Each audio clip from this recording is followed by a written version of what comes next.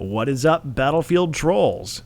Okay, so I wanted to share this piece of gameplay that just happened with everyone, as I found a great way to keep effectively using C4 in close quarters.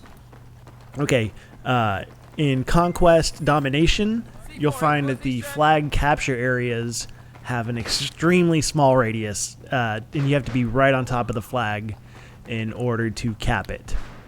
Now the flags, at least right now, while people are still new to the game mode, are constantly changing hands. Teams are capping flags and moving on to the next. Then the next team comes and takes that flag away, and it's just an endless cycle. It repeats and repeats and repeats.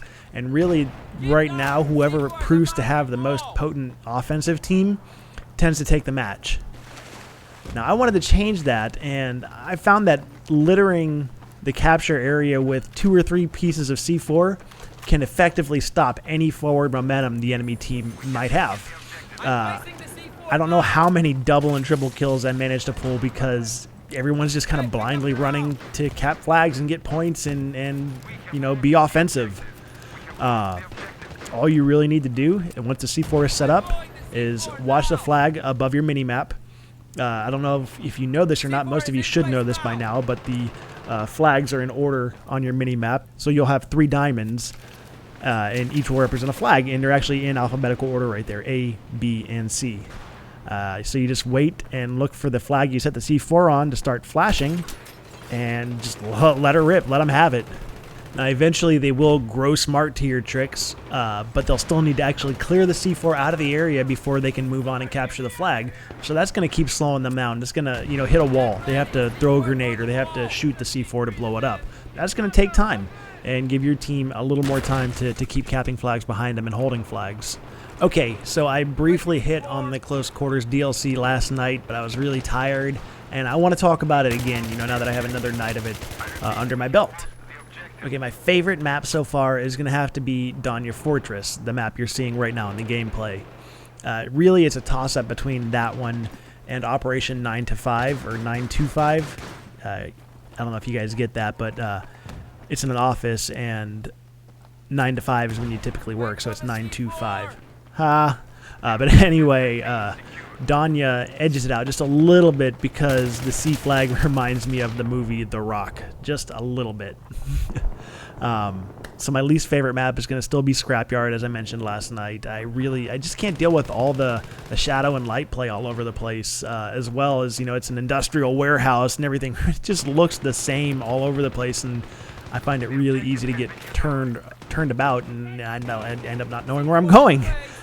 So I don't know how many times I managed to just kind of get lost from my squad and end up all by myself and eventually dead. With all that said, though, every single map they released is just stunning. The amount of detail you'll find in the maps is incredible. You know, from fire extinguishers blowing up after a bullet went through somebody's head and struck the fire extinguisher, which looks really cool, by the way. Paper flying around from the bookshelves, just everything, every little thing in the maps it's gorgeous. It really is. It's as pleasing to look at as it is to play. And I appreciate good graphics. It's not all about graphics, but damn it, in this game it's cool. So Gunmaster mode, or as you fans of Counter-Strike might know it as the gun game.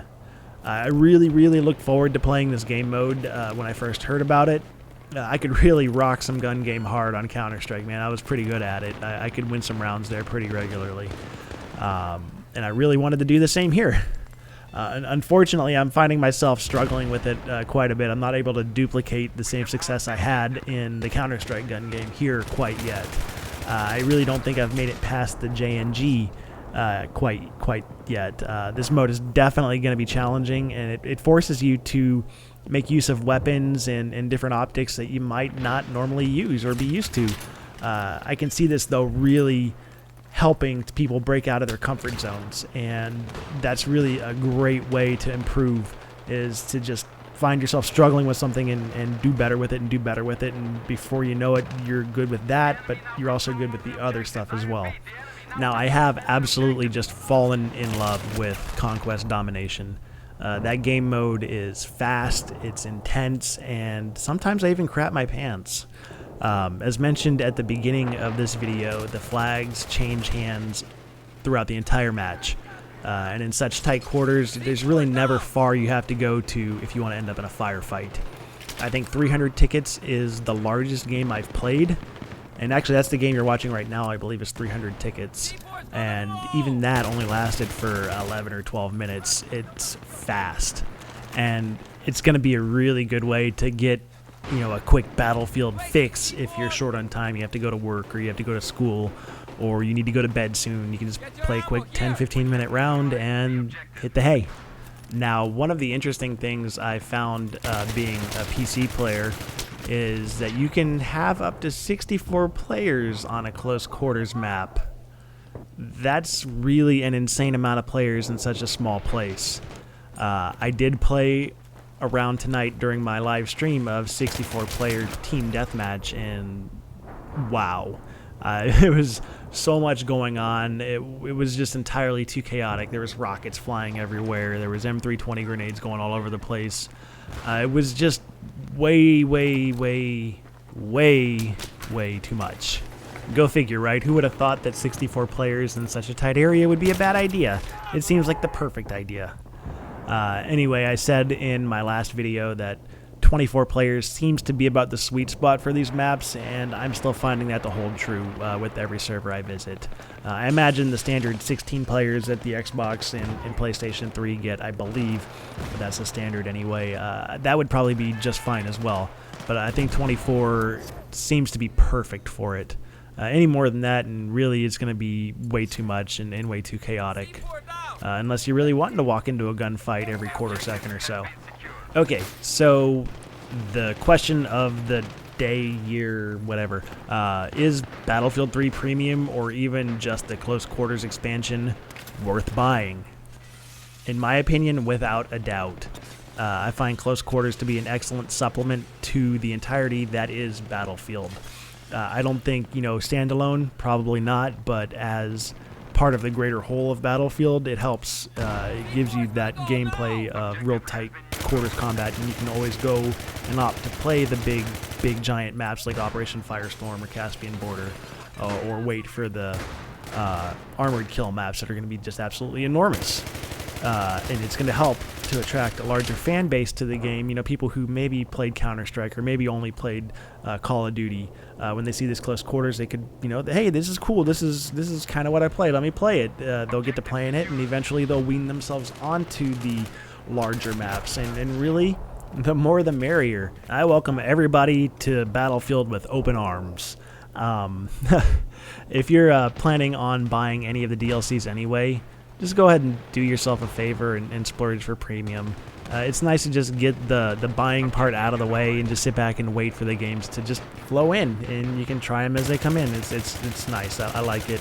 I believe Costco was the reference I used last time. If you don't know what Costco is, buying items in bulk, a warehouse store. You just buy it all up front and not have to worry about it. You have it forever. Okay, so a quick update on my channel.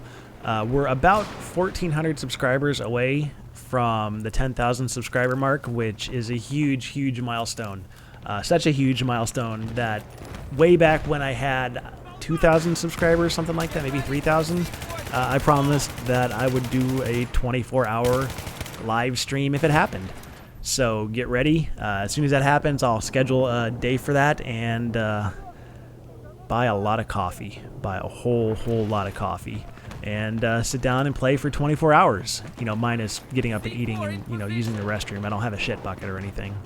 And on the topic of streaming, I have set an official day and time that I will be doing my streams for you guys to join in, chit-chat, watch, even join and play with me. It's Wednesday nights, 9 p.m. Central Time to about 12 a.m. Central Time. It's going to probably end up going a little longer, like it did last week. I had like 75 of you guys watching me at one point last week, and it was awesome. I had a whole squad of you guys, and we were just trolling the crap out of C4. It turned into a really good time, and I'm looking forward to that time every week now. Okay, and I've got lots of stuff coming down the pipe, lots of stuff that I want to do, want to record. I still got a lot of LOL videos waiting to be made. I've got the clips for them. I just have to make them. I've got to make a new UMAD mustard. I think we're doing defib only. I'm not 100% sure on that, but I think that's what ended up winning. So I've got to record that. Maybe I'll do it in a close quarters map. That should be interesting. Trying to get around behind people, or get around behind people doing close quarters. Got to start a new troll school. We just released the M320 smoke troll school video, which I found hilarious. Come on, that bug is fucking funny. Yeah, I've got a lot of stuff that I want to do and put out for you guys. So I really, really appreciate all your subscriptions, all your comments, all your likes, everything you guys have done has been just incredible. I'm really amazed at how much you guys enjoy this, and it really just kind of blows my mind. Okay, so that's really all I have right now, guys. You guys take care. Have a good afternoon, morning, evening, night, whatever it happens to be, wherever you happen to be, and take care.